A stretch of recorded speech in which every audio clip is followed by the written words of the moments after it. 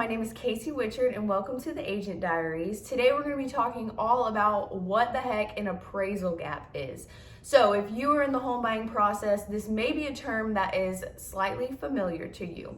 This video is directed towards agents, but also to buyers too, in case this is something that has come up. A term that you're not familiar with and something that you just want to know what the heck this is. I want to make sure that it is very clear what an appraisal gap is, because it can be very good for your offer, or it can be very bad for you if you're not exactly sure what it is and you add one to your offer and the instance comes up where you need to use it. Let's just talk about what the heck an appraisal gap is first.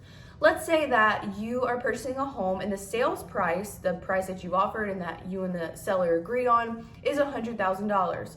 Well, then the appraiser comes out and they check out the home and everything, and they let you know, hey, this home is actually only worth $80,000. If you have a loan on that house, your lender, they are only going to cover you for the appraised amount. So that means that you only have a loan for $80,000 towards your $100,000 purchase.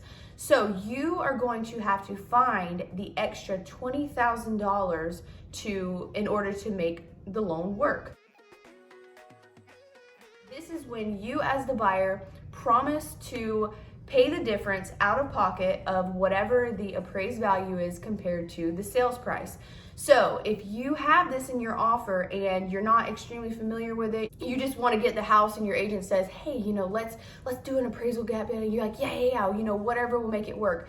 No, make sure that you know all of these terms, because if you put that into your offer and say, yes, we'll do an appraisal gap, whatever the appraised value is, we'll pay the difference out of pocket, that can get sticky very, very fast, especially since homes are going for $50,000, $60,000, $70,000 over asking because people are paying out of pocket.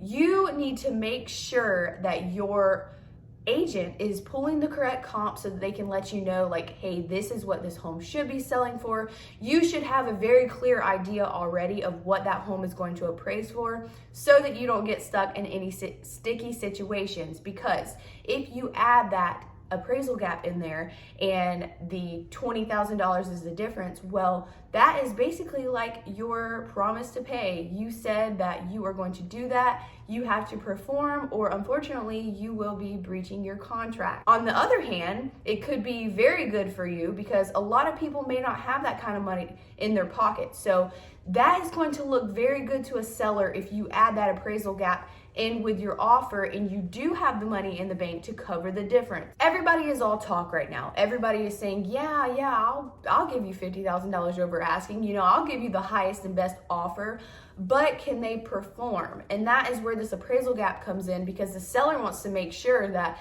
yeah, I'll accept your offer of, $20,000, $30,000 over what we're asking, but what are you going to do when that appraisal comes back and it doesn't really reflect the same amount that we have it under contract for?